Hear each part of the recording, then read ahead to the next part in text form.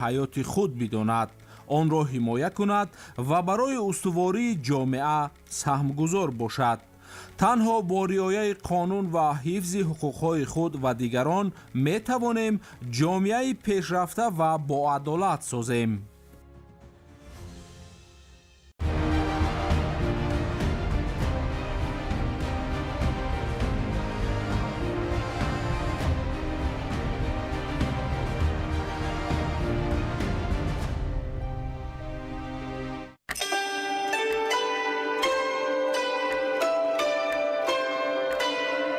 тоҷикистони соҳиб истиқлол амрӯза бо 5 забон барномаҳои тоҷикистон сарзамини тараққусои корзори нангу номуси пешрафту тараққиёт ва фатҳу миллати тоҷик миллати фарҳангӣ ҳимояи мардумон ва суботӣ муҳимтарин имконот дар 4 фасли сол барои сайру саёҳат саноатию кишоварзӣ озмунҳои ҷумҳуриявӣ роҳнамои ҷомеа хонаи умеди тоҷикони дунё тоҷикистони озоду соҳибихтиёр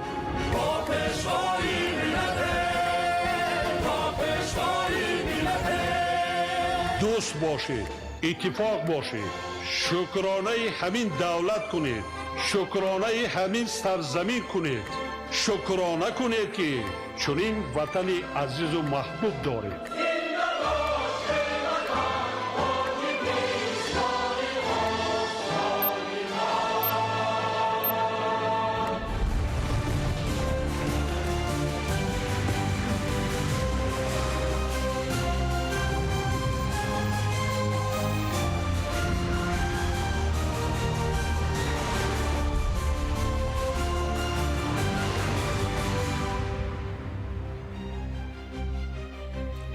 ассалому алайкум ядагони азиз. барномаи иттилоотии ахборро аз телевизиони тоҷикистон манзури шумо менамоем. 5 ноябр президенти ҷумҳурии тоҷикистон пешвои миллат муҳтарам Эмомалӣ Раҳмон бо даъвати президенти иёлоти муттаҳидаи амрико муҳтарам Доналд Трамп барои иштирок дар вохӯрии сарони давлатҳои Осиёи марказӣ иёлоти муттаҳидаи амрико аз шаҳри Давҳа ба Вашингтон сафар карданд. қабули конститутсия ҳамчун ҳуҷҷати сарнавиштсоз дар инкишофи давлатдории навини тоҷикистон марҳалаи нави таърихиро оғоз бахшида боиси дигаргуниҳои куллӣ дар ҳаёти сиёсии ҷомеаи мо гардид. маҳз бо шарафоти конститутсия рукнҳои давлатдорӣ, низоми ҳуқуқии кишвар ва волояти қонуну тартиботи ҳуқуқӣ пойдор гардида тоҷикистон бар роҳи рушди устувор қадамҳои боэътимод гузошт. шаҳри бештар дар таҳияи ҳамкорони мо.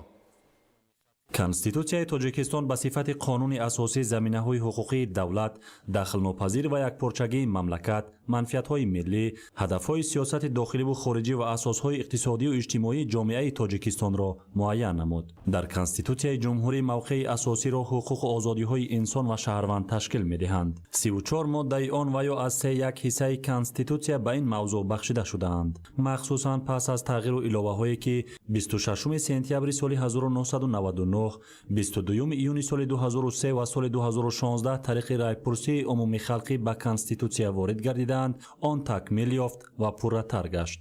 баъди ба дастар овардани истиқлолияти давлатӣ дар тоҷикистон масъалаи қабул кардани конститутсияи нави давлат ба миён омад ва роҳбари давлат, раиси он вақтаи шӯрои олии ҷумҳурии тоҷикистон дар муроҷиатномаи таърихии худ аз 12 декабри соли 1992 ба мардуми тоҷикистон таъкид доштанд ки моро зарур аст ки асосҳои қонунро нав намоем ва ба меъёрҳои байналмилалӣ мутобиқ созем ва аввалин маротиба идеяи ғояи қабул кардани қонуни нав, яъне қонуни асосии нав ба миён омад. дери нагузашта 3 сентябри соли 1993 роҳбари давлати мо дар иҷлоси 48-уми созмони милали муттаҳид баромад карданд ва ба ҷаҳониён маълумот доданд ки дар тоҷикистон лоиҳаи нави конститутсия омода шуда истодааст ва яке аз масъалаҳои асосие ки бояд дар конститутсия ифода гардад ин таъмини ҳуқуқи инсон ба ҳисоб меравад.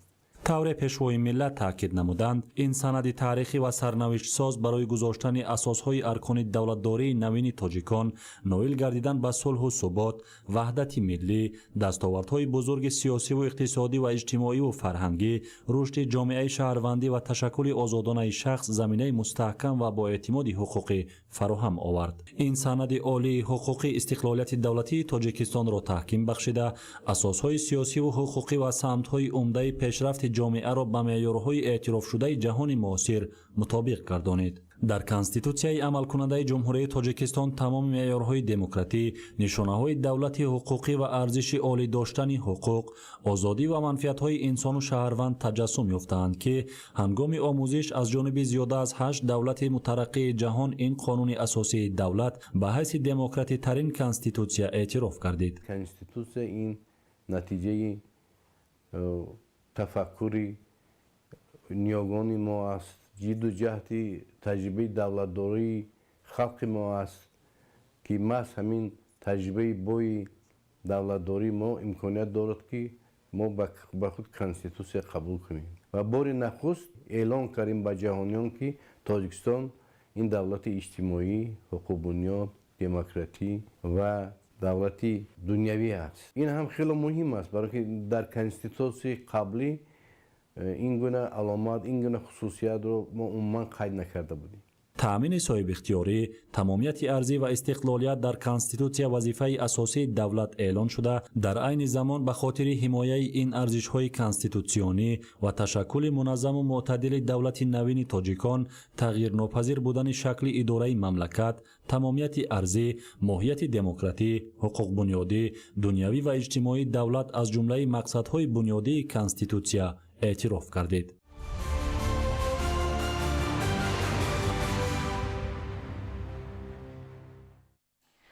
конститутсия рамзи ягонагӣ, адолат ва соҳибихтиёрии давлату миллат аст. санаде ки дар он арзишҳои олӣ ва орзуву омоли мардум таҷассум ёфтааст. ба муносибати таҷлили рӯзи конститутсияи ҷумҳурии тоҷикистон дар шаҳру ноҳияҳои кишвар чорабиниҳои идона баргузор гардид. ҳамкорони мо гузориш медиҳанд. конститутсия заминаи пешрафти тоҷикистон таҳти ҳамин унвон имрӯз дар шаҳри душанбе барномаи фарҳангӣ бахшида ба рӯзи конститутсияи ҷумҳурии тоҷикистон баргузор гардид.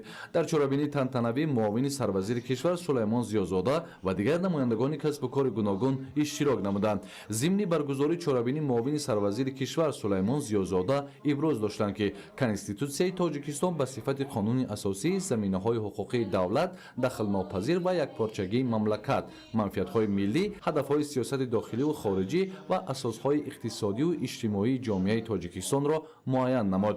дар конститутсияи ҷумҳурӣ мавқеи асосиро ҳуқуқу озодиҳои инсону шаҳрванд ташкил медиҳанд. 34 моддаи он ва ё аз 3/1 ҳиссаи конститутсия ба ин мавзӯъ бахшида шудаанд. қайд гардид ки тавре пешвои миллат муҳтарам Эмомалӣ Раҳмон таъкид намуданд, ин санади таърихӣ ва сарнавиштсоз барои гузоштани асосҳои аркони давлатдории навини тоҷикон ноил гардидан ба сулҳу субот, ваҳдати миллӣ, дастовардҳои бузурги сиёсиву иқтисодӣ ва иҷтимоиву фарҳангӣ, рушди ҷомеаи шаҳрвандӣ ва ташкилу озодонаи шахс заминаи мустаҳкам ва боэътимоди ҳуқуқӣ фароҳам овард. дар фарҷом дар фазои тантанавӣ ба ғолибони озмуни ҷумҳуриявӣ беҳтарин шаҳру ноҳия, шаҳраку деҳот, деҳа, маҳалли аҳолинишин ва хонаи истиқоматӣ барои солҳои 2023-2024 бо ифтихорномаву тӯҳфаҳои пулӣ қадрдонӣ гардиданд. дар суди олӣ бахшида ба рӯзи қабули конститутсияи ҷумҳурии тоҷикистон ҳамоиши тантанавӣ баргузор шуд. гуфта шуд ки конститутсия дар ҳудуди давлат оромию суботи ҷомеа, ваҳдат ва волояти қонунро таъмин менамояд.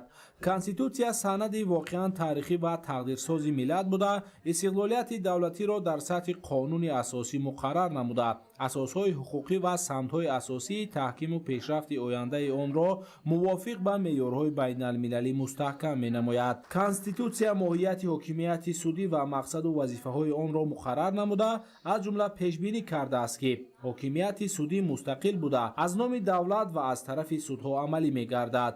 ҳокимияти судӣ ҳуқуқ, озодии инсону шаҳрванд, манфиати давлат, ташкилоту муассисаҳо, қонунияту адолатро ҳифз менамояд. аз ин лиҳоз судяҳо ҳангоми ба амал баровардани адолати судӣ мустақил буда фаъолияти худро аз номи давлат амалӣ менамоянд ва танҳо ба қонун итоат мекунанд.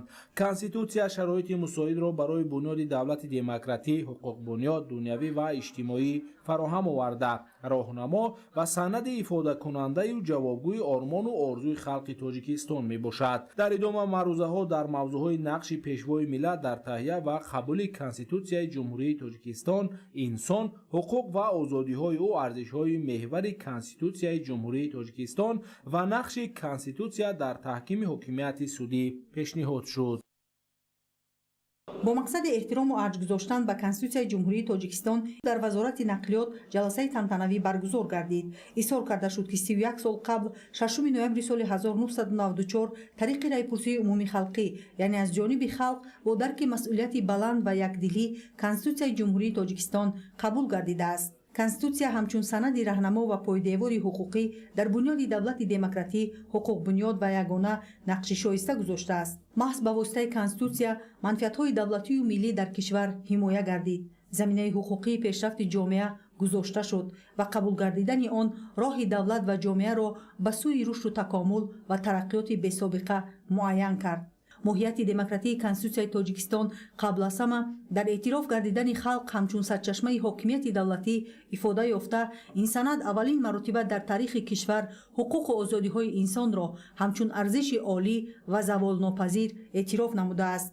бо тақозои пешрафти замон 26 сентябри соли 1999, 22 июни соли 2003 ва 22 майи соли 2016 ба Конститутсия тавассути райпурсии умумии халқӣ тағйиру иловаҳо ворид карда шуд. дар ин санади сарнавиштсоз бори нахуст ҳокимияти давлатӣ ба шохаҳои қонунгузор, судӣ ва иҷроия таҷзия гардида, эътибори олӣ доштани меъёрҳои Конститутсия ва амали мустақими онҳо кафолат дода шуд. дар асоси он парламенти касбии доиму амалкунанда таъсис ёфт. фаъолияти озоди иқтисодӣ, соҳибкорӣ ва ҳифзи ҳуқуқии ҳамаи шаклҳои моликият эълон гардид. дар ҷаласа оид ба зарурати қабули Конститутсия тавассути пешниҳод иштироки фаъолонаи мардуми Тоҷикистон дар раванди таҳияи лоиҳаи Конститутсия, нақши таърихии ин санад ва мақому манзалати баланди Конститутсияи Тоҷикистон дар байни конститутсияҳои дигар кишварҳо фикру андешаҳои дақиқ баён гардид.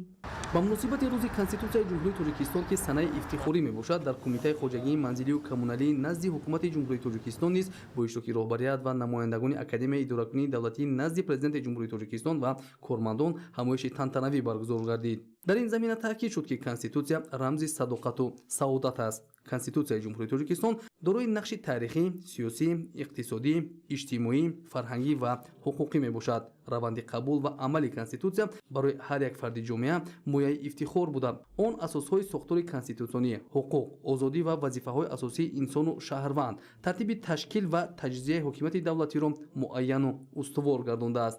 оғози ин ҳама бунёдгузориҳо дар низоми қонунгузорӣ ҳанӯз аз иҷлосияи таърихии 16 Шӯрои Олии Ҷумҳурии Тоҷикистон сарчашма гирифта, асосгузори низоми ҳуқуқии миллӣ бо номи пешвои миллат Президенти Ҷумҳурии Тоҷикистон муҳтарам Эмомалӣ Раҳмон сахт марбут аст. бо ифтихороти куллӣ таъкид шуд ки имрӯз бо такя ба пояҳои устувори низоми давлатдории милливу дунявӣ ҷомеаи ҷаҳонии Тоҷикистонро чун кишвари соҳибихтиёр, демократӣ, ҳуқуқбунёд ва пешбарандаи сиёсати сулҳҷӯёна шинохт ва эътироф кард ки сарфарозии ҳар як тоҷикистонист. бахшида ба таҷлили рӯзи Конститутсияи Ҷумҳурии Тоҷикистон дар палатаи ҳисоб бо иштироки роҳбарият ва тамоми кормандони мақомоти олии аудити кишвар ҷаласаи тантанавӣ баргузор гардид.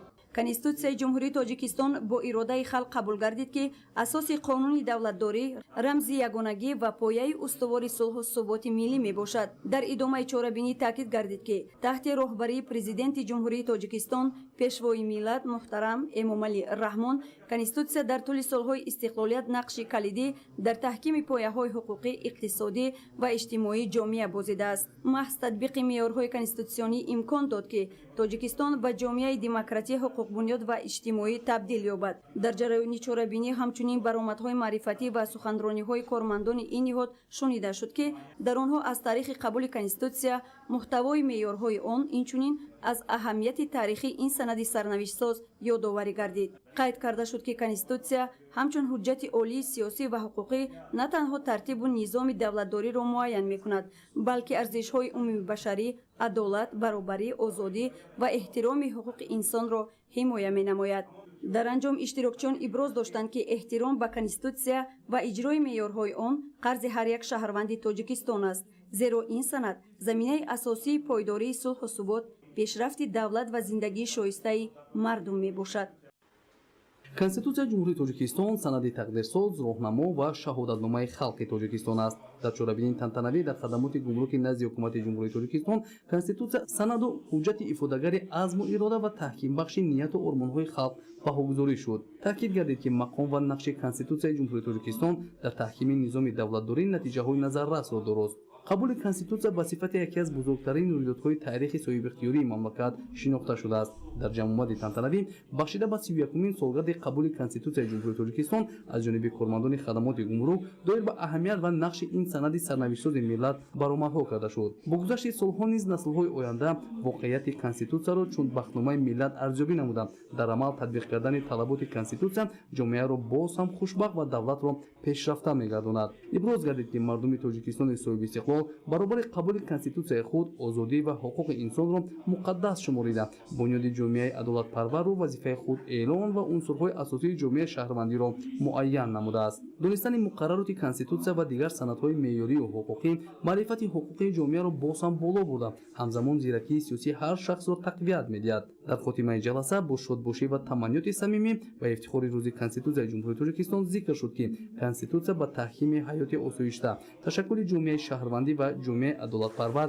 замина мегузорад ва асос барои танзими зиндагии осоишта гардидааст. дар агентии суғуртаи иҷтимоӣ ва нафақаи назди ҳукумати ҷумҳурии Тоҷикистон бахшида ба рӯзи Конституция чорабинӣ доир шуд. дар ҳамоиш иброз гардид ки президенти ҷумҳурии Тоҷикистон пешвои миллат муҳтарам Эмомалӣ Раҳмон дар бораи арзгузорӣ ба ин санади муҳим таъкид намуданд ки ҳар як шаҳрванди мамлакат бояд ҳамеша дар хотир дошта бошад ки эҳтиром ва риояи ҳатмии Конституция ва қонун вазифаи ҷонӣ, виҷдонӣ ва имонии ӯ аст. гуфта шуд ки рӯзи Конституция тантанаи иқболу истиқлол ва сарфарозию бахту саодати мардуми Тоҷикистон ба шумор меравад. он дар радифи санаҳои фархундаи рӯзи истиқлоли давлатӣ, забони давлатӣ, рӯзи президент, рӯзи парчами давлатӣ ва рӯзи ваҳдати миллӣ барои мардуми сарбаланди Тоҷикистон басо азизу мукаррам аст. мардуми Тоҷикистон ба Конституция ҳамчун ба муқаддасоти миллӣ, санади сарнавиштсоз ва шаҳркитоби бахту саодат муносибат карда 31 сол инҷониб дар партави татбиқи меъёрҳои он баҳри таъмини ҳаёти хушбахтонаи оилавӣ ва фардои дурахшони сарзамини аҷдодии худ саъю талош менамоянд. ин ва дигар арзишҳои Конституция боиси аз ҷониби коршиносони байналмилалӣ аз ҷумлаи Конституцияи беҳтарин донистани шиносномаи миллати мо гардиданд. аснои чорабинии тантанавӣ дар раёсати бозрасии давлатии автомобилии Вазорати корҳои дохилии Ҷумҳурии Тоҷикистон ки бо иштироки роҳбарият, кормандон, собиқадорону аҳли зиё баргузор гардид, оид ба мақом ва нақши Конституцияи Ҷумҳурии Тоҷикистон дар таҳкими низоми давлатдорӣ маърузаҳо карда шуд. зикр гардид ки Конституция маҳсули андешаи миллӣ ва арзишҳои бунёдии халқи мамлакат мебошад, зеро ин ҳуҷҷати сарнавиштсоз маҳз ба шарофати андешаву ҳуввияти миллӣ, таҳаммулгароӣ ва ҷасорату матонати сиёсии мардуми соҳибмаърифати тоҷик қабул гардида имрӯз барои устувории пояҳои давлати мустақил хизмат менамояд. иброз шуд ки ин санади муҳим бахтнома ва шоҳсутуни давлат маҳсуб ёфта, раванди қабули он барои ҳар як шаҳрванд рӯйдоди таърихиву тақдирсоз мебошад, зеро мардуми тоҷик бо майлу иродаи худ бо роҳи райпурсии умумии халқӣ имконоти ҳуқуқии қабули бевоситаи санади волои миллии худро амалӣ сохта, бо шарофати он дар заминаи сиёсати хиратмандонаи роҳбарияти мамлакат пойдевори давлати демократӣ, ҳуқуқбунёд ва дунявии тоҷиконро таҳким бахшид. Конституция барои давлат ҳамчун қонуни асосӣ хизмат карда аз дигар қонунҳо бо хусусиятҳои хос фарқ мекунад. ин қонуни асосии давлат пеш аз ҳама муносибатҳои муҳими ҷамъиятиро ба танзим медарорад ва дорои қувваи баланди ҳуқуқӣ мебошад ки асоси сохтори конститутсиониро муайяну бевосита амалӣ менамояд. дар ҷараёни чорабинии тантанавӣ иброз шуд ки қабули конститутсия ҳаёти ҷомеаро ба маҷрои осоишта равона намуд ва тавассути он қонунияту тартибот барқарору ҳукмрон гардид. 31 соли амали конститутсияи ҷумҳурии тоҷикистон собит сохт ки қонуни асосӣ таҳкимбахши пойдории давлат ва осудагии ҷомеа буда мақсаду вазифа ва арзишҳои олиро ифода менамояд. дар ин замина имрӯз фаъолияти тамоми сохторҳои давлатӣ хоса боздастии давлатии автомобилӣ бо тартиботи хос барои таҳкими тартиботи ҷамъиятӣ ва амнияти иштирокдорони роҳу нақлиёт равона шуда дар маҷмӯъ аз ҷониби тамоми сокинони кишвар бо ифтихори соҳибватанӣ пазироӣ мешавад.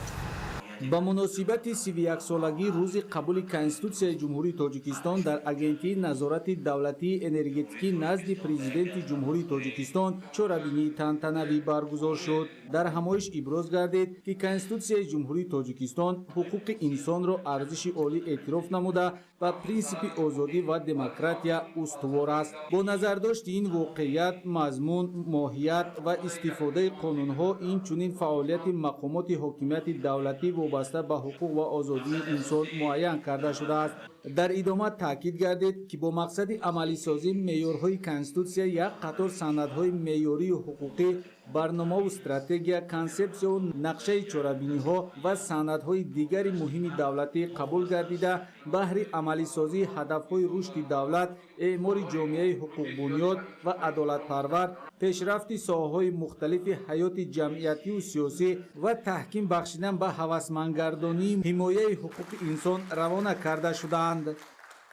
дар корхонаи воҳиди давлатии обу корези душанбе ба муносибати 31-уми солгарди рӯзи Конститутсияи Ҷумҳурии Тоҷикистон чорабинӣ баргузор гардид. зикр шуд, ки Конститутсия ҳамчун бахномаи миллат манфиатҳои олии мардуми кӯҳанбунёд ва халқи матнииродаи моро инъикос намуда, Тоҷикистонро ба ҷаҳони мутамаддин ҳамчун давлати соҳибистиқлол, демократӣ, ҳуқуқбунёд ва дунявӣ муаррифӣ кард. аз тарафи дигар, қабули Конститутсия ба рушди давлати демократӣ ва бунёди низоми ҳокимияти давлатӣ асоси ҳуқуқӣ гузошта, дар таҳкими сулҳу субот ва ваҳдати миллии Тоҷикистон шароити мусоид фароҳам овард.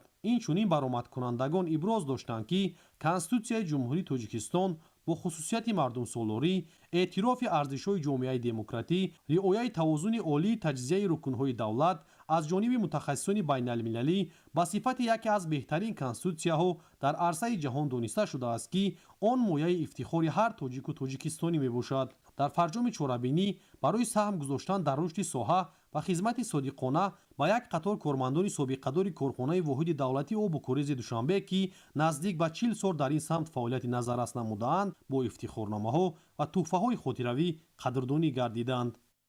имрӯз дар ҷамъияти саҳомии кушодаи барқи тоҷик низ бахшида ба рӯзи Конститутсияи Ҷумҳурии Тоҷикистон чорабинии тантанавӣ баргузор гардид. дар он масъулин, кормандон ва собиқадорони соҳа ширкат варзиданд.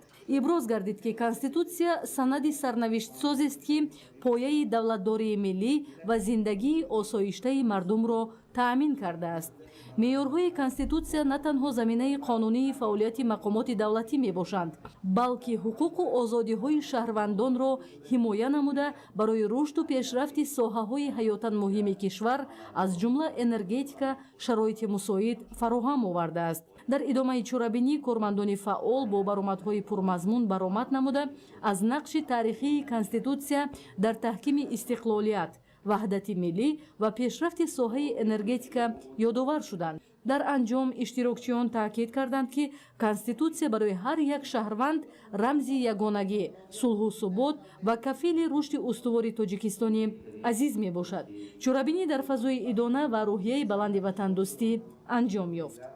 дар донишгоҳи аграрии Тоҷикистон ба номи Шириншоҳ Шоҳтемур бахшида ба 31-уми солгарди қабули Конститутсияи Ҷумҳурии Тоҷикистон ҳамоиши илмӣ таҳти унвони Конститутсия шиносномаи миллат баргузор гардид. дар чорабинӣ иштирокчиён аҳамияти таърихиву ҳуқуқии Конститутсия, нақши он дар таҳкими пояҳои давлатдории миллӣ, таъмин намудани суботи сиёсӣ, ваҳдати миллӣ ва рушди ҷомеаи демократиро мавриди таҳлилу баррасӣ қарор доданд. Таъкид шуд, ки имрӯз Конститутсияи Ҷумҳурии Тоҷикистон ҳамчун чароғи роҳнамо дар ҳама соҳаҳои ҳаёти сиёсӣ, иҷтимоӣ ва ҳуқуқии кишвар нур мепошад. Дар асоси он тамоми низоми қонунгузорӣ таҳия ва такмил ёфта, давлатдории миллӣ ба марҳилаи нав расидааст. Тоҷикистон имрӯз давлати устувори ҳуқуқбунёд аст, ки дар он қонун ва адолат болотар аз ҳама арзишҳо меистад.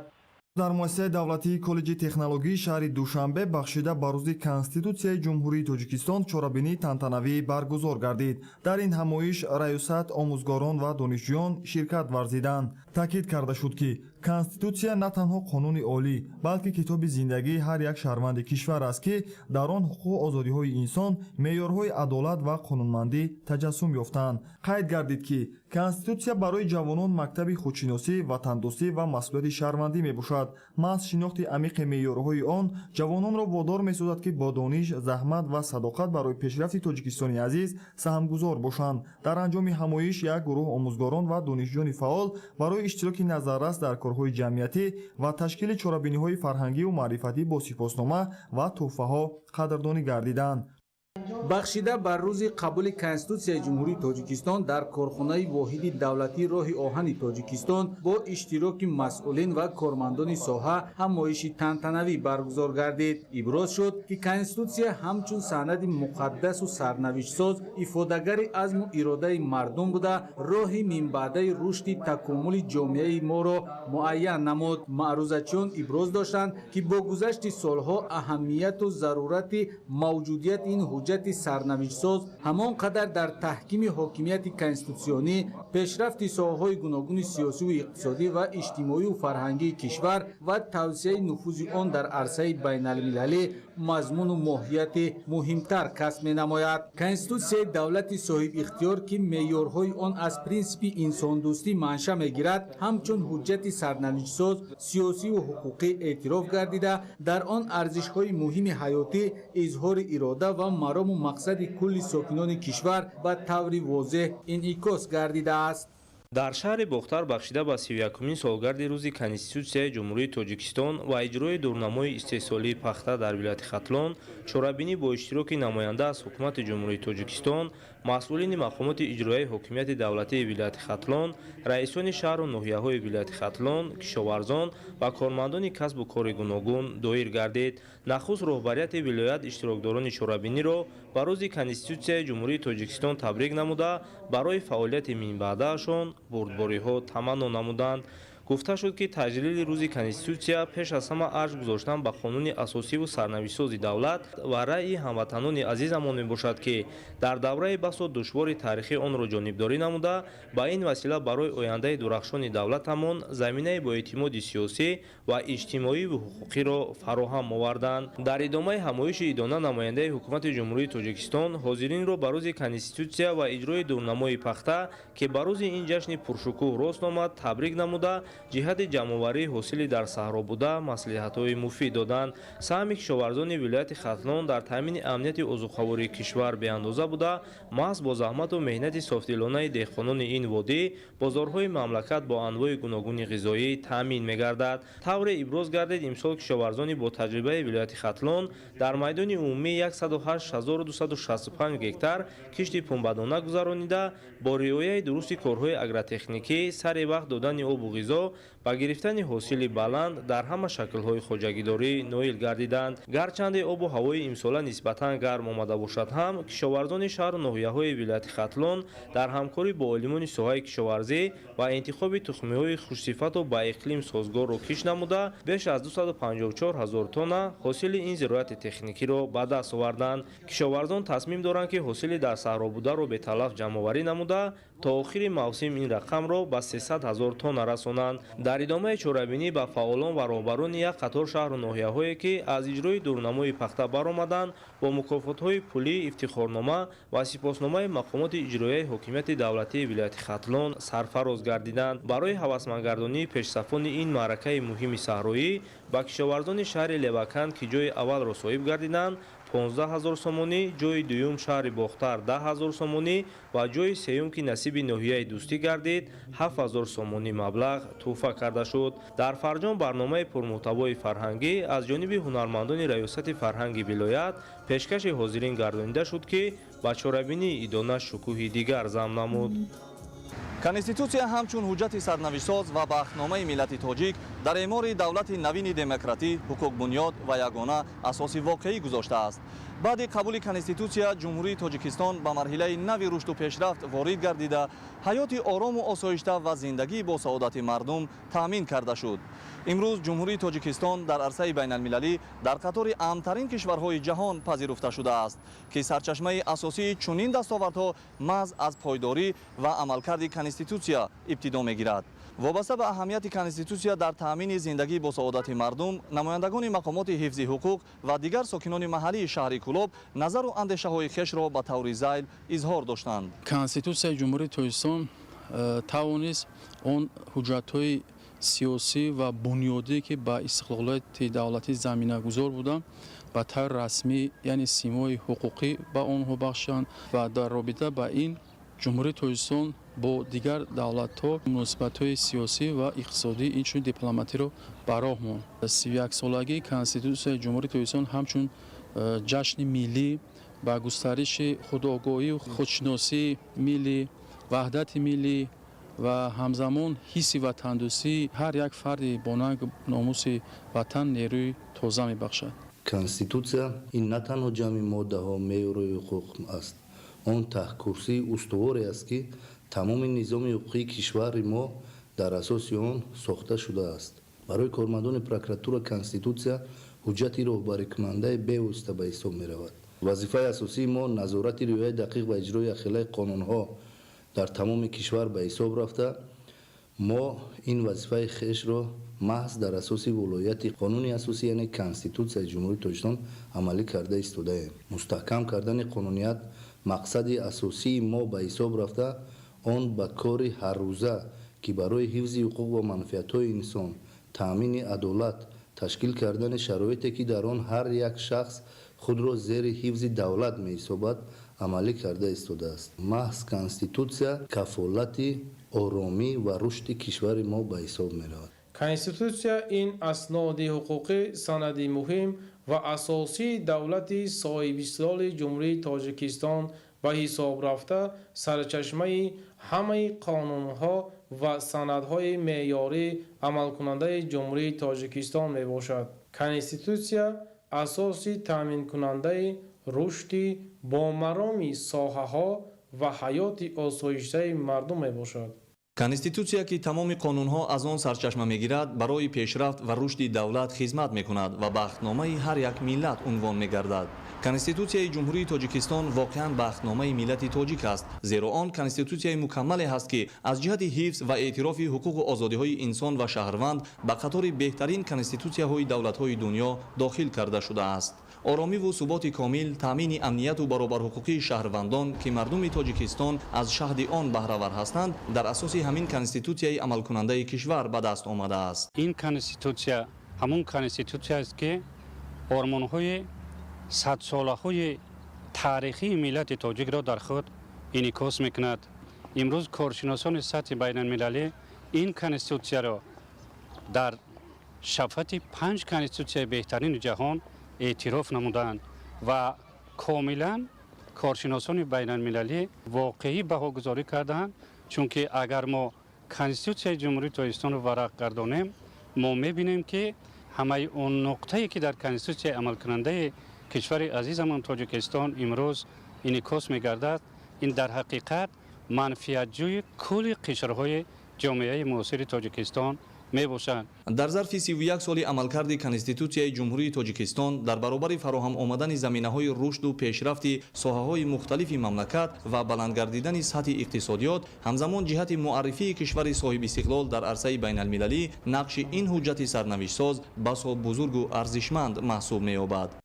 конститутсияи ҷумҳурии тоҷикистон ки 6 ноябри соли 1994 қабул шуда буд дар таърихи навини кишвари мо бо доштани нақши калидӣ кафолатҳои ҳуқуқ ва озодиҳои шаҳрвандонро мустаҳкам намуда асосҳои сиёсӣ иҷтимоӣ ва иқтисодии давлатро муайян кардааст. ба ин хотир ҳамасола санаи қабули ин ҳуҷҷати муҳими тақдирсоз дар ҷумҳурии озоду соҳибистиқлоламон ҷашн гирифта мешавад. дар толори қасри фарҳанги ноҳияи Данғара бахшида ба 30-умин солгарди қабули конститутсияи ҷумҳурии тоҷикистон чорабинӣ бо шукӯҳ баргузор гардид.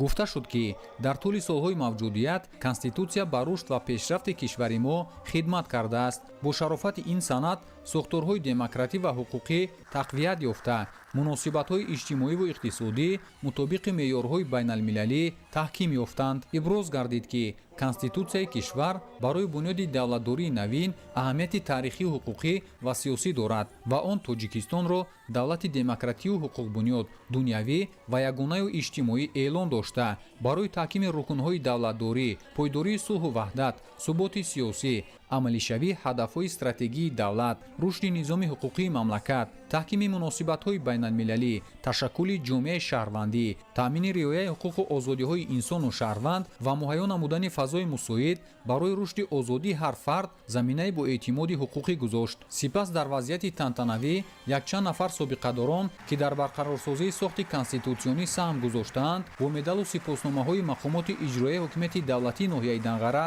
сарфароз гардонида шуданд. бахшида ба 31-умин солгарди рӯзи қабули конститутсияи ҷумҳурии тоҷикистон бахши фарҳанги ноҳия бо пешниҳоди барномаҳои гуногун ки инъикосгари волояти қонун зиндагии орому осоиштаи сокинони мамлакат пойдорию устувории ваҳдату истиқлолият сарҷамию ободкориҳо ва рушди имрӯзаву дурнамои мамлакат буд пешкаши ҷамъомадагон гардонида шуд.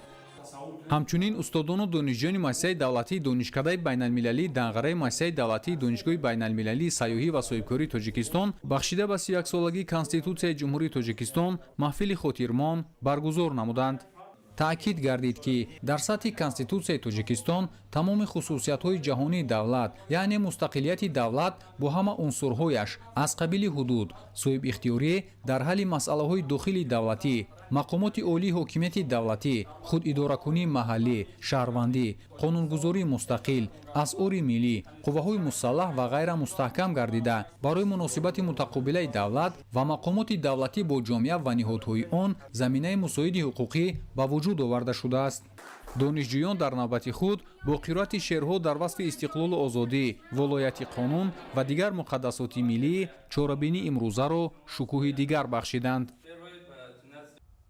сокинони ноҳияи балҷувон солгарди рӯзи қабули конститутсияро бо дастовардҳои арзанда ва ташкили чорабинӣ бо шукӯҳи идона таҷлил намуданд. дар чорабинӣ намояндагони мақомоти иҷроияи ҳокимияти давлатӣ кормандони сохторҳои гуногун ва доираи васеъи ҷавонону сокинони маҳаллӣ ширкат намуданд. чорабинӣ бо ташкили намоиши идона оғоз ёфта дастовардҳои соҳаи фарҳангу варзиш сайёҳӣ ва ҳунарҳои мардумӣ ва дигар дастовардҳо ҳамчун нишони рушду пешрафти соҳаҳо ва далели пойдориву суботи комил ки ба болоравии ба тадриҷи сатҳи ҳаволии мардум боис шудааст пешниҳоди иштирокдорон карда шуд. қисмати тантанавии чорабинӣ дар толори қасри фарҳанги ноҳия бо садо додани суруди миллӣ оғоз гардид. аз ҷониби иштирокдорон вобаста ба мавзӯи конститутсия ва аҳамияти он дар таъмини амнияту оромии ҷомеа маърузаҳо пешниҳод шуд. дарҷ гардид ки баъди қабули конститутсияи навин дар давоми 31 соли амалкарди ин ҳуҷҷати сарнавиштсоз дар ҷумҳурии тоҷикистон заминаҳои рушди соҳаҳои муҳими хоҷагии халқи мамлакат фароҳам омада ҳифзи дастоварду арзишҳои умумии миллӣ таъмин пояҳои истиқлолу ваҳдати миллӣ боз ҳам мустаҳкаму устувор гардид ва кишвари соҳибистиқлоли мо дар арсаи байналмилалӣ ҳамчун давлати соҳибихтиёр ва демократӣ муаррифӣ шуда то рафт нуфузи бештарро соҳиб мегардад. дар идомаи чорабинӣ ба як зумра ҷавонони фаъоли ноҳия ғолибони даври ҷумҳуриявии озмуни илм фуруғи маърифат сипоснома ва тӯҳфаҳои хотиравӣ тақдим карда шуд. ҳамзамон вобаста ба таърихи қабули конститутсия ва марҳилаҳои гузариши он дар зарфи 31 соли амалкарди бахтномаи миллати тоҷик филми мустанад намоиш дода шуд. барномаи ҷолиби фарҳангии ҳунармандони ноҳияи балҷувон ки пурра васфу тараннуми мавзӯъҳои ватандӯстонаро таҷассум менамуд бо иҷроиши сатҳи баланд пешниҳоди ҳозирин гардид. дар доираи таҷлил аз ҷашни 31-умин солгарди Конститутсияи Ҷумҳурии Тоҷикистон дар назди муассисаи таълимии рақами 5 ҷамоати шаҳраки Ёвони ноҳияи Ёвон 5 синфхонаи иловагӣ ва 1 утоқи корӣ мавриди истифода қарор дода шуд. Иншооти мазкур бо саҳми Вазорати Маориф ва илм, мақомоти иҷроияи ҳокимияти давлатӣ, сокинону соҳибкорон ва кумитаи падару модарон бунёд ёфта, дар он ашё ва аёниятҳои зарурии дарсӣ муҷаҳҳаз ва барои таълиму тарбияи 150 нафар хонанда дар як баст мутобиқ гардонида шудааст. Аз бунёду ба истифода додани чунин як иншооти нави илмомӯзӣ аҳли омӯзгорон ва муҳассилини ин даргоҳ хушнуд гардида, дар ин санаи фархунда онро ҳамчун тӯҳфаи арзишманд маънидод карда, миннатдории худро ба саҳмдорони он изҳор доштанд. Дар идома намояндагони мақомоти иҷроияи ҳокимияти давлатии ноҳия аз вазъи синфхонаҳои навбунёд дидан карда, нафароне ки дар бунёди он саҳми босазо гузоштанд, бо сипоснома сарфароз гардонида шуданд. ҳамзамон чанд нафар аз хонандагони муассисаро барои хониши аъло ва интизоми намунавӣ бо тӯҳфаҳои арзишманд қадршиносӣ намуданд. идомаи чорабинии фарҳангӣ маърифатӣ бахшида ба 31-умин солгарди Конститутсияи Ҷумҳурии Тоҷикистон дар қасри фарҳанги ноҳия сурат гирифта, дар он масъулини ноҳия, кормандони мақомоти ҳифзи ҳуқуқ, раисони ҷамоати деҳот, ҷавонону бонувони муваффақ ва дигар фаъолон иштирок дошта аз нақши Конститутсия дар раванди давлатдории тоҷикон ибрози андеша намуданд. дар анҷом баҳри болидагии рӯҳияи иштирокдорони чорабинӣ барномаи пурмуҳтавои аҳли фарҳанги ноҳия манзур гардонида шуд. ба муносибати рӯзи қабули Конститутсияи Ҷумҳурии Тоҷикистон бо ибтикори Кумитаи иҷроияи Ҳизби Халқи Демократии Тоҷикистон дар вилояти Хатлон ва Донишкадаи энергетикии Тоҷикистон дар ноҳияи Кушониён таҳти унвони таҳкими арзишҳои конститутсионӣ ва таъмини волоияти Конститутсия заминаи рушди устувори давлат конференсияи илмӣ назариявӣ баргузор гардид. Зикр гардид ки Конститутсия на танҳо сохтори давлат ва низоми идоракуниро муайян мекунад, балки ҳуқуқу озодиҳои инсон ва арзишҳои умумибашариро низ дар бар мегирад.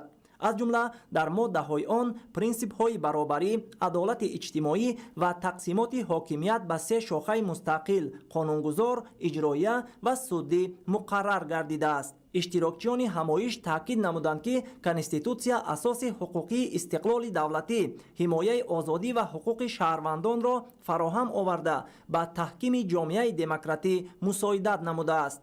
дар чорабинии имрӯза ба муносибати рӯзи қабули Конститутсияи Ҷумҳурии Тоҷикистон як зумра иштирокчиён барои фаъолияти пурсамар ва саҳм гузоштан дар тарғиби сиёсати давлатӣ бо сипосномаи Кумитаи иҷроияи Ҳизби Халқи Демократии Тоҷикистон дар вилояти Хатлон ва нишони аълочии маорифи Тоҷикистон қадршиносӣ шуданд. ҳамчунин ғолибони озмуни ҷумҳуриявии илм фуруғи маърифат низ бо мукофотҳои муносиб сарфароз гардиданд. дар муассисаи давлатии кохи ба номи Абу Абдуллоҳ Рӯдакии шаҳри Хуҷанд ҳамагон аҳли ҷомеа, роҳбарияти мақомоти иҷроии ҳокимияти давлатии вилояти Суғд, мақомоти ҳифзи ҳуқуқ, олимон, устодон, намояндагони воситаҳои ахбори омма ҷамъ омада дар чорабинии оммавӣ доир ба таърихи қабули Конститутсияи Ҷумҳурии Тоҷикистон, нақши ин санади муҳим дар ташаккули давлатдории миллӣ, баробарӣ, ҳуқуқу озодиҳои инсон ва шаҳрванд назару андешаҳо баён намуданд. таъкид гардид ки бо қабули Конститутсия дар инкишофи давлатдории Тоҷикистон марҳилаи нави таърихӣ оғоз гардид ва он мардуми кишварро ба созандагиву бунёдкорӣ, дигаргуниҳои азими иқтисодиву иҷтимоӣ ва фарҳангӣ роҳнамоӣ кард. маҳз бо шарофати Конститутсия, рукнҳои давлатдорӣ, низоми ҳуқуқии мамлакат, волояти қонуну тартиботи ҳуқуқӣ пойдор гардида, давлати мо ба роҳи рушди устувор қадамҳои боэътимод гузошт. сокинони шаҳру ноҳияҳои вилояти Суғд бо ҳисси баланди ватандӯстӣ дар доираи меъёрҳои муқаррарнамудии Конститутсия кору зиндагӣ карда, баҳри ободии ватан, бунёдкорӣ, пуштибонӣ аз сиёсати бунёдкоронии пешвои миллат муҳтарам Эмомалӣ Раҳмон рушду пешрафти мамлакат саҳми шоиста мегузоранд. дар барномаи фарҳангии аҳли санъату ҳунар доир ба таърихи давлатдории мардуми тоҷик, фарҳангу ҳунар, расму оини миллиро дар саҳнаҳои намоишӣ таҷассум карда, дар суруду таронаҳо истиқлолияти давлатии халқи Тоҷикистон ва Конститутсияи он ҳамчун баёнгари соҳибихтиёрӣ, сарчашмаи ягонаи ҳокимияти давлатӣ баску тараннум гардид. дар шаҳри Истаравшан ҷамъомади тантанавӣ бахшида ба рӯзи Конститутсияи Ҷумҳурии Тоҷикистон ва милитсияи тоҷик баргузор гардид. гуфта шуд ки қабули Конститутсияи Ҷумҳурии Тоҷикистон дар таҳкими сохтори давлатӣ, таъсис ва усулҳои идора намудани давлатдорӣ нақши ниҳоят муҳим бозида, кафолати ҳуқуқу озодиҳои инсон ва шаҳрвандро асоси фаъолияти худ ҳисобида ба санадҳои эътирофшудаи ҳуқуқҳои озодии башар комилан мутобиқ мебошад. дар таҳкиму густариш ва риояи санаду меъёрҳои Конститутсияи Ҷумҳурии Тоҷикистон дар раванди фаъолияти мақомоти давлатӣ ҳамзамон саҳми кормандони мақомоти милитсияи кишвар низ назаррас арзёбӣ мегардад. дар раванди чорабинии мутантан як идда фаъолони соҳаҳои касбу кори гуногун ва кормандони мақомоти милитсия бо сипосномаю ифтихорномаҳои мақомоти иҷроияи ҳокимияти давлатии вилояти Суғду шаҳри Саравшан қадрдонӣ карда шуданд. дар Фарҷон бо иштироки санъаткорону раққосони бахши фарҳанги мақомоти иҷроияи ҳокимияти давлатии шаҳри Саравшан консерти идона манзури иштирокдорон гардонида шуд. дар кохи фарҳанги ба номи Олим Бобоев шаҳри Панҷакент бахшида ба 31-умин солгарди Конститутсияи Ҷумҳурии Тоҷикистон чорабинии тантанавӣ баргузор гардид, ки дар он намояндагони соҳаҳои гуногун, собиқадорон, ҷавонон ва фаъолони шаҳр ширкат варзиданд. зикр гардид, ки Конститутсияи Ҷумҳурии Тоҷикистон, ки таҳти раҳнамоии пешвои муаззами миллат Президенти Ҷумҳурии Тоҷикистон муҳтарам Эмомалӣ Раҳмон тавассути райпурсии умумии халқӣ қабул гардидааст, санади сарнавиштсоз ва пояи устувори давлатдории миллии тоҷикон мебошад. таъкид шуд, ки қабули Конститутсия оғози марҳилаи нави давлатсозӣ дар Ҷумҳурии Тоҷикистон буда ба ташаккули рукнҳои асосии давлатдорӣ, пойдории сулҳу субот, таъмини амнияти миллӣ ва волояти қонун замина гузошт. маҳз бо такя ба меъёрҳои он Тоҷикистон тавонист дар арсаи байналмилалӣ чун давлати сулҳовар, ҳуқуқбунёд ва пешрафта шинохта шавад. ҳамчунин зикр гардид, ки сокинони шаҳри Панҷакент ҳамқадам бо мардуми кишвар бо эҳсоси баланди ватандӯстӣ дар иҷрои ҳадафҳои миллӣ, аз ҷумла омодагӣ ба истиқболи 35-солагии истиқлоли давлати саҳми арзанда мегузоранд. дар фарҷоми чорабинӣ барномаи фарҳангии идона аз ҷониби ҳунармандони бахши фарҳанг ва ҳаваскорони шаҳр манзур гардид, ки тараннумгари ватан, сулҳу салоҳ, ваҳдату ободӣ ва хизматҳои созандаи пешвои муаззами миллат муҳтарам Эмомалӣ Раҳмон буд. ба ифтихори 31-солагии Конститутсияи Ҷумҳурии Тоҷикистон дар ноҳияи Шуғнон чорабинии тантанавӣ доир гардид. қайд гардид, ки ҳуҷҷати ифодакунандаи ҳуқуқу озодиҳои инсон ва шаҳрванд дар давраи ниҳоят ҳассосу сарнавиштсоз барои миллати тоҷик қабул гардида, дар барқарор намудани сохти конститутсионӣ, таҳкими сулҳу субот, ҳифзи дастовардҳои ваҳдату истиқлолият, таъмини волояти қонуну тартиботи ҷамъиятӣ ва аз ҳама муҳим ба танзим даровардани муносибатҳои гуногуни ҷамъиятӣ нақши бориз дорад. бо ёдоварии суханони пешвои миллат Президенти Ҷумҳурии Тоҷикистон муҳтарам Эмомалӣ Раҳмон таъкид гардид, ки Конститутсия ҳамчун қонуни олии кишвар азму иродаи мардуми Тоҷикистонро оид ба тағйирнопазир будани шакли идораи ҷумҳурӣ, тамомияти арзӣ, моҳияти демократӣ, ҳуқуқбунёдӣ, дунявӣ ва иҷтимоии давлат эълон гардида, то ба имрӯз он ормони халқи тоҷикро муайян, пойдории ҳокимияти конститутсиониро, ифода ва дастовардҳои сиёсиву иқтисодӣ ва иҷтимоиву фарҳангиро асос ва ба ташаккули ҷомеаи шаҳрвандӣ ва гуногунандешӣ заминаи мусоид фароҳам овард. иттилоъ дода шуд, ки маҳз дар заминаи ин ҳуҷҷати олии юридикӣ давоми солҳои истиқлолияти давлатӣ қонунҳо ва санадҳои дигари меъёрии ҳуқуқӣ қабул гардиданд, ки дар ташаккули давлатдории миллии тоҷикон нақши муассир гузоштанд. дар ҷараёни чорабинии хонандагони муассисаҳои таълимӣ аз бузургии Конститутсия ва аҳамияти он дар ҳаёти ҳаррӯзаи мардум ибрози андеша намуда, ҳунармандони фарҳанги ноҳияи Шуғнон бо дастагули суруду мусиқӣ, ки саршор аз таронаҳои ватандӯстона иборат буд, ба чорабинии идона таровати дигареро замм намуданд. дар кохи фарҳанги ноҳияи Рашт бахшида ба 31-солагии рӯзи Конститутсияи Ҷумҳурии Тоҷикистон ҷамъомади тантанавӣ баргузор гардид, ки дар он намояндагони мақомоти маҳаллӣ, сохторҳои ҳифзи ҳуқуқ, устодону донишҷӯён ва ҷамъиятҳои шаҳраку деҳот ширкат доштанд. гуфта шуд, ки аз қабули Конститутсияи Ҷумҳурии Тоҷикистон 31 сол сипарӣ шуда, Тоҷикистонро чун кишвари ҳуқуқбунёду демократӣ, дунявӣ, низоми давлатдориашро иҷтимоӣ медонанд ва қонуни асосии кишвар бо назардошти меъёрҳои байналмилалӣ ва арзишҳои миллӣ таҳия ва аз тариқи райпурсӣ қабул шудааст. бо дастгирии давлату ҳукумати Ҷумҳурии Тоҷикистон, хоҷагии халқи ноҳияи Рашт ба пешравиҳои назаррас ноил шуда, ҳамзамон барои бунёди муассисаҳои таълимиву тандурустӣ, фарҳанг, ташкили корхонаҳои истеҳсолӣ, афзоиши истеҳсоли маҳсулоти кишоварзӣ, саноатӣ در مجموع رشد اجتماعی و اقتصادی زمینه واقع گذاشته شد. با شرافت وحدت ملی و استقلالیت دولتی با استقبال جشن 35 سالگی استقلال دولتی جمهوری تاجیکستان دهها انشاءات گوناگون بنیاد شده. همه این آبادانی به خاطر تامین زندگی شایسته مردم روانه شده است. در آخر هنرمندان با برنامه رنگین خود خاطر اهل نشست را شاد کردند. ҷашни муқаддасу таърихии 31-ин солгарди рӯзи қабули Конститутсияи Ҷумҳурии Тоҷикистонро дар шаҳри Турсунзода низ бо шукӯҳу шаомати хоса таҷлил намуданд. дар толори кохи дӯстӣ бо иштироки роҳбарияти шаҳр, намояндагони мақомоти ҳифзи ҳуқуқ, собиқадорону фаъолон чорабинии идона барпо гардид. дар ҳафти чорабинӣ роҳбарияти мақомоти иҷроияи ҳокимияти давлатии шаҳри Турсунзода бо суханони табрикотии хеш сокинони шаҳрро бо ин ҷашни пурифтихор табрику муборакбод намуданд. таъкид шуд ки Конститутсияи Ҷумҳурии Тоҷикистон дар давраи ҳассоси таърихӣ қабул гардида барои пойдории ҳокимияти конститутсионӣ, таҳкими рукунҳои давлатдорӣ, муҳайё намудани фазои мусоид барои ташаккули ҷомеаи шаҳрвандӣ заминаи боэътимодии ҳуқуқӣ гузошт. дар поёни қисмати тантанавии чорабинӣ ба як қатор кормандони мақомоти ҳифзи ҳуқуқ, собиқадорону фаъолон сипосномаҳои мақомоти иҷроияи ҳокимияти давлатии шаҳр тақдим гардид. дар охир бошад аҳли ҳунару фарҳанги шаҳри Турсунзода бо суруду таронаҳои ватанхоҳӣ ба чорабинӣ шукӯҳи тоза бахшиданд. дар шаҳри ҳисор ба ифтихори 31-ин солгарди рӯзи қабули Конститутсияи Ҷумҳурии Тоҷикистон ҷамъомади тантанавӣ баргузор гардид. дар ҳафти чорабинӣ зикр гардид ки имрӯзҳо сокинони кишвари мо ифтихор доранд ки соҳиби ватан ва давлати соҳибихтиёр мебошанд. ҳамчунин гуфта шуд ки қабули қонуни асосии кишвар ки аслан бо дар назардошти андешаву пешниҳодҳои сершумори мардуми шарифамон таҳия гардидааст, танҳо ба шарофати кӯшишу талошҳои мардуми Тоҷикистон дар роҳи эъмори давлатдории навин муяссар гардид. аз ин лиҳоз қабули ин санад дастоварди бузурги миллии мо ба шумор меравад. аз ҷониби мақомоти иҷроияи ҳокимияти давлатии шаҳри ҳисор ба як қатор собиқадорон, роҳбарони мақомоти ҳифзи ҳуқуқ, фаъолони шаҳр дар фазои тантанавӣ сипосномаҳо супорида шуд. қисмати фарҳангии чорабинӣ ки бо суруду таронаҳои рангини аҳли ҳунар барпо шуд, ба соҳдиданӣ гузашт.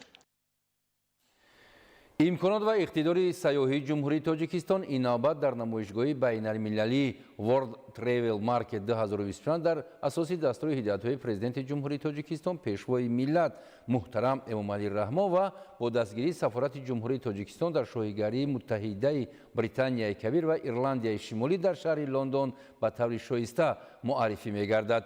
ин намоишгоҳи бо нуфузи сатҳи байналмилалӣ ки то 6 ноябри соли равон ҷараён мегирад, дӯстдорони сайру сайёҳат ва намояндагони сохторҳои сайёҳӣ ва дигар субъектҳои хизматрасони соҳаи беш аз 180 давлат, 40 000 ширкату меҳмонхона ва фурудгоҳҳои кишварҳои ҷаҳон имкон доранд дар гӯшаи сайёҳии кишвари мо бо фарҳанги ғанӣ ва иқтидори сайёҳии Тоҷикистон аз наздик шинос шаванд. ҳамкорони мо аз ҷараёни рӯзи аввали World Travel Market 2025 аз шаҳри Лондон гузориш медиҳанд. шаҳри лондони британия кабир аст ки аз 45-мин намоишгоҳи байналмилалии сайёҳии World Travel Market мизбонӣ дорад.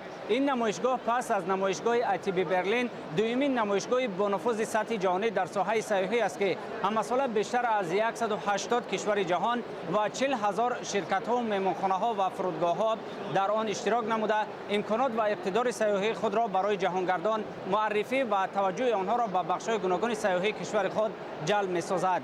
ҷумҳурии Тоҷикистон бори аввал нест ки дар ин намоишгоҳ иштирок мекунад ва имсол рангорангии гӯшаи сайёҳии Тоҷикистон бо муаррифии фарҳангу тамаддун ва иқтидори сайёҳии ҷумҳурии Тоҷикистон таваҷҷӯҳи сайёҳону меҳмононро бештар ба худ ҷалб сохтааст. дар партави сиёсати созанда ва дарҳои бози президенти ҷумҳурии Тоҷикистон пешвои миллат муҳтарам Эмомалӣ Раҳмон кумитаи рушди сайёҳӣ назди ҳукумати ҷумҳурии Тоҷикистон бо дастгирии сафорати ҷумҳурии Тоҷикистон дар шоҳигарии Муттаҳидаи Британияи Кабир ва Ирландияи Шимолӣ гӯшаи сайёҳии Тоҷикистонро дар намоишгоҳи байналмилалии сайёҳии World Travel Market 2025 ки аз 4 то 6 ноябри соли 2025 дар шаҳри Лондон ҷараён мегирад ташкил намуда иқтидору имкониятҳои ғании сайёҳии ҷумҳуриро به دوستداران سیر و سیاحت تاجیکستان معرفی می‌نماید. هیئت رسمی تاجیکستان را در کار نمایشگاه سفیر فوق‌العاده و مختار جمهوری تاجیکستان در شایگری متحده بریتانیا کبیر و ایرلند شمالی رخشانه امامعلی، راهبران مؤسسه‌های تحصیلات عالی کشور که متخصصان ساحه را آماده می‌کنند، مسئولان شرکت‌های سیاحی وطنی و آسایشگاه و طبابتگاه‌های کشور نمایندگی دارند. در گوشه سیاحی تاجیکستان برای هواداران سیر و سیاحت به کشور زیبا و دارای تمدن و فرهنگ غنی ما، برتریت رقابت‌نوکی تاجیکستان از جمله اقتدار بوی طبیعی، سیاحی طبابتی و سالمگردانی و امکانیت مشغولیت با نمودهای گردشگری، ورزشی و کوهنوردی، فرهنگ نادر، تمدن رنگین و قدیمه، آبهای مصفا، میوه‌های خوش‌طعم وطنی معرفی کرده می شود. اشتراک در چنین نمایشگاه بسیار مهم ارزیابی می‌گردد، چون زیاده از 189 دولت دنیا در این نمایشگاه اشتراک نموده ایستادند. غیر از این بسیاری از سوبیکت‌های اساسی یعنی بازیگران کلیدی بازار سیاحی نیز در این نمایشگاه اشتراک نموده ایستادند و این بسیار امکانیت خوبی برای تاجیکستان هم برای معرفی امکانیت اقتدارهای ذخیره‌های سیاحی کشور و هم همچنین برای ماندن همکاری‌ها و تبادل تجربه بسیار نقش مهم می‌بازد و ما امید از آن داریم که اشتراک در این نمایشگاه باز هم امکان می‌دهد که ما دقت بیشتری شرکت‌های سیاحی، اساسیاسی‌های بین‌المللی سیاحی را و جمهوری تاجیکستان دقت آن را جلب نماییم و شماره سیاحان را که به تاجیکستان تشریف می‌آورند زیاد نماییم. پلتفرم نمایشگاه بین المللی سیاحی ورلد تریول مارکت 2025 که در آن نمایندگان بیش از 180 دولت جهان، 40,000 شرکت و مهمانخانه، متخصصان و دیگر سوبیکت‌های خدمترسان در ساحه اشتراک دارند، امکان می‌دهد که راهبران مؤسسه‌های تحصیلات عالی، شرکت‌های سیاحی، مهمانخانه‌ها، فرودگاه‌ها و تشکیلات و انجمن‌های سیاحی و دیگر سوبیکت‌های ساحه سیاحی کشور خدمترسانی خود را به بازار جهانی سیاحی پیشنهاد نموده طریق واخری‌های بی تو بی و بی تو سی که در رفت آن برگزار می‌گردند، همکاری‌ها را با همتایان خود بررسی و تحکیم بخشند. در این نمایشگاه شرکت‌های سیاحی کشور از جمله مجموعه سیاحی و لیژرانی سفید دره، شاهتور، مرکز سالمگردانی و رشد سیاحی، بام جهان تور، رسول تور و دیگر سوبیک‌های خدمترسان در ساحه سیاحی امکانیت‌های گردشگری کشور را معرفی نموده ایستادند. اشتراک در این نمایشگاه‌ها به شرکت‌های وطنی امکانیت می‌دهد که در این نمایشگاه‌ها در این بازار جهانی شرکت‌های با اعتماد دیگر کشورها که خدسیرهای کشور ما را به فروش می‌مانند با آنها شرطنامه‌ها بسته شود و مبادله سیاحان برگزار شود. یعنی این می‌تواند جلب سیاحان خارجی را به کشور ما به مراتب زیاد نماید و هر سال اشتراک در این چهاربین‌ها صف سیاحان خارجی را به کشور زیاد می‌کند و این باعث خرسندی است و شرکت‌های سیاحی وطنی امکانیت می‌دهند که بیزنس سیاحی خود را رونق یابد. امروزها تطبیق ثمرناک سیاست دولتی ساحه گردشگری به بلند برداشتن جالبیت محصولات سیاحی ملی تاثیر مثبت رسانیده به تحکیم رقابت‌پذیری صنعت سیاحی کشور زمینه می‌گذارد. سازمان‌های بین‌المللی و کارشناسان سطح جهانی تشبس‌های پرزیدنت جمهوری تاجیکستان پیشوای ملت محترم امامعلی رحمان را برای تحکیم ساحه سیاحی و فراهم آوردن شرایط مساعد بر رشد ساحه مهم و نظررس معنی داد می‌کنند. ورلد تریول مارکت که متخصصان سیاحی را از سراسر جهان به هم می‌آورد، میدان فراخ تبادل تجربه، به راه ماندن شریکی و تشکل دورنمای همکاری‌ها در ساحه سیاحی محسوب می‌یابد. тоҷикистон кишвари хеле зебо дар осиёи марказӣ ҷойгир мебошад. пур аз таърих, кӯҳҳои зебо ва одамони дилпазир. ман тавонистам ин ҷо аз меваҳои кишвари шумо бичашам ки онҳо хеле болаззат буданд. тавсия медиҳам ки барои омӯхтани фарҳанг, хӯрокҳои болаззат ва пайдо кардани дӯстони нав ҳар як нафар ба Душанбе, пойтахти Тоҷикистон, ташриф биёрад. номи ман Паркер. ман дар бораи туризм, хӯрокҳои миллӣ ва сайёҳати беруна менависам ва осиёи марказӣ минтақаест ки маро воқеан ба худ ҷалб мекунад. ман кӯҳҳо ва фарҳангро дӯст медорам. ман дар ин бора хеле зиёд медонам, зеро ман дар Қирғизистон ва Узбекистон, ҳамсоя кишварҳои Тоҷикистон будам. аммо он чизе ки ман ба он таваҷҷӯҳ дорам, дидани бештари кӯҳҳои осмонбӯс ва зебои Тоҷикистон мебошад. ман инчунин медонам ки шумо беҳтарин сайёҳати кӯҳнавардиро дар ҷаҳон доред.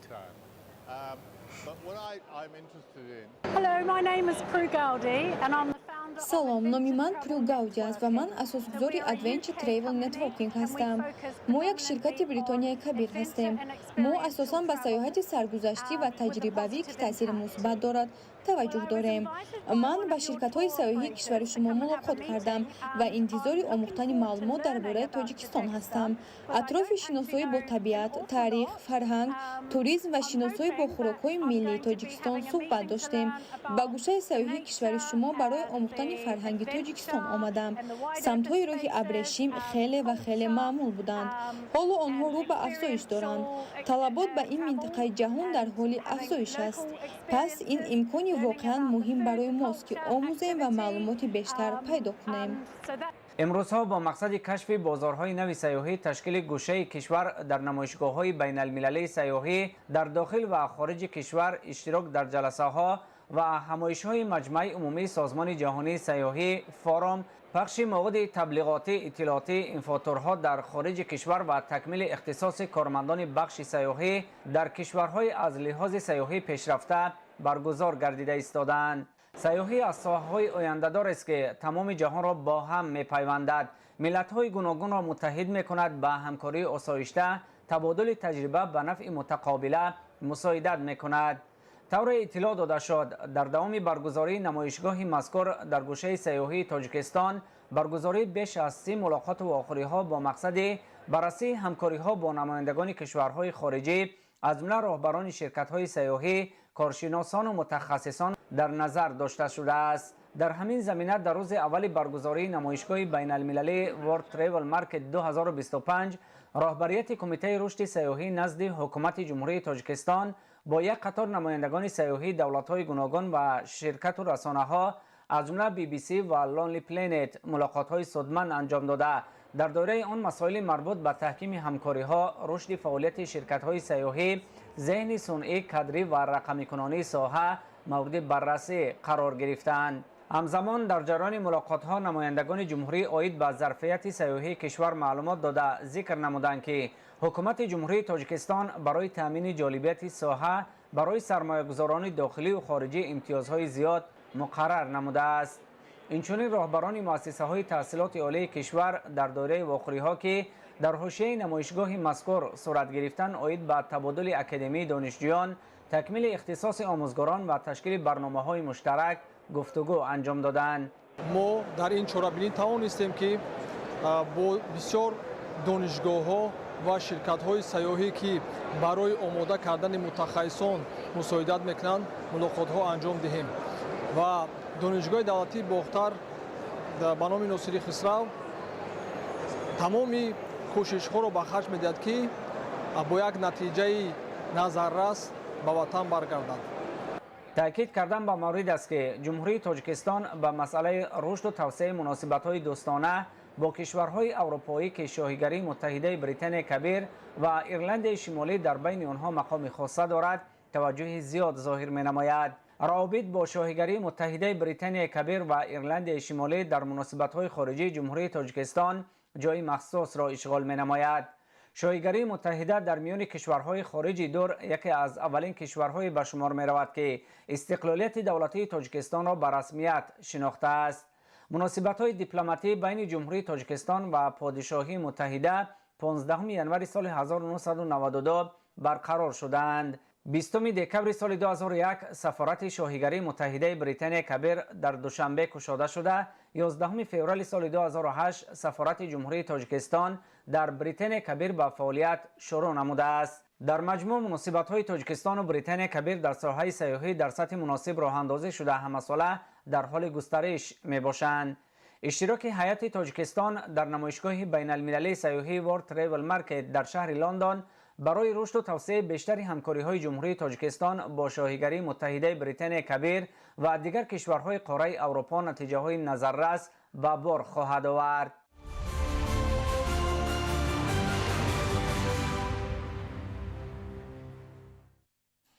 аз 5 то 9 ноябри соли равон дар шаҳри душанбе аввалин олимпиадаи байналмилалӣ аз фанҳои математика ва информатика ба номи хаём химиё 2025 баргузор мегардад.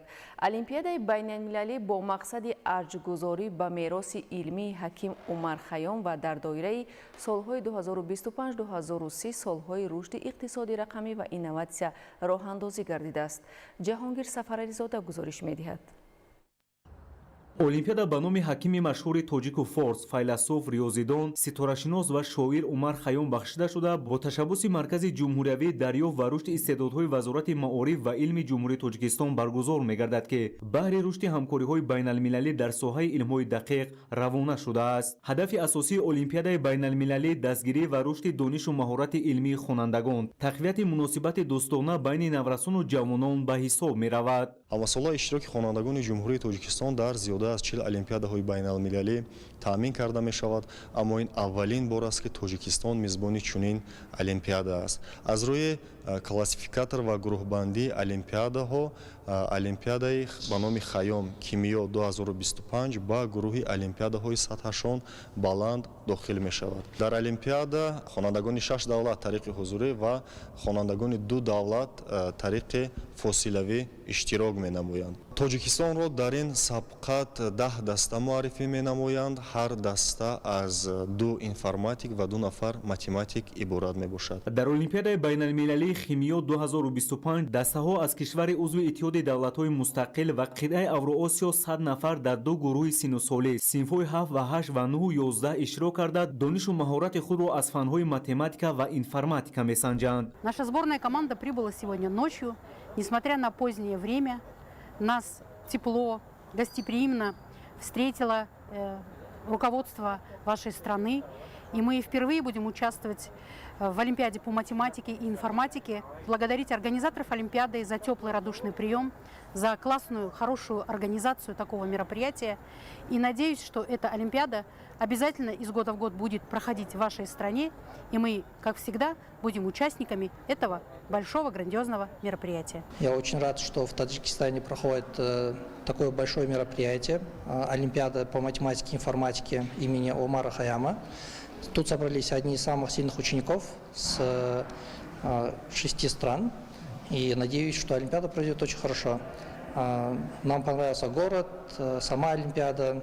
Уверен, что задача будет очень хорошая, и ученикам будет полезно поучаствовать на этой Олимпиаде. И также встретиться с нашими соседями всегда очень радостно, поэтому очень рада, что такая Олимпиада будет теперь ежегодно проходить в городе Душанбе. Надеюсь, мы сможем приехать еще раз на следующий год. ҳар нафар ки дар ин сабқат бартарин нишон медиҳад аз ҷониби комиссияҳои салоҳиятдор баҳогузорӣ шуда бо ҷоиза, медалу диплом ва мукофотҳои пулӣ сарфароз гардонида мешаванд. Я Раджабов Абдулазиз, я из Узбекистана, города Ташкент, и я участвую в этой Олимпиаде Химиё, которая проходит в Таджикистане, в Душанбе. Сегодня у нас первый день, нас очень красиво приняли в аэропорту, и сама Олимпиада тоже организована на очень высоком уровне. Мне очень понравилась ваша страна, и Душанбе – это очень красивый, развитый город. Хочу сказать спасибо организаторам этой Олимпиады. Меня зовут Шакиралиев Адилет, я из Кыргызстана. Вообще в первый раз нахожусь в Таджикистане. Очень рад, что нахожусь не просто как турист, а как участник истории хорошей Олимпиады имени Умара Хаяма. Очень интересно впервые побывать. Нас очень тепло встретили из аэропорта, проводили до отеля. Отель тоже очень хороший. Сейчас главное это, получается, отдохнуть перед Олимпиадой. Очень хорошо видно, много стран, участников сильные очень. И очень классно побывать впервые в Таджикистане с таким поводом. Очень надеюсь, что конкуренция будет очень честная, хорошая, задачи будут прекрасные.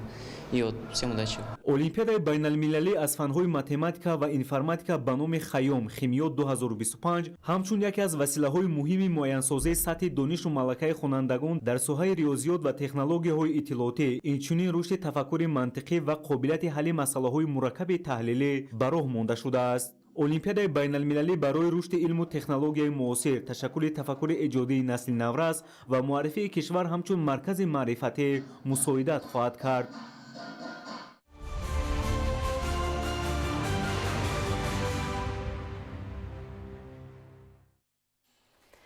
бинандагони азиз, ин буд нашри муфассали барномаи иттилооти ахбор. خیر سلامت باشید.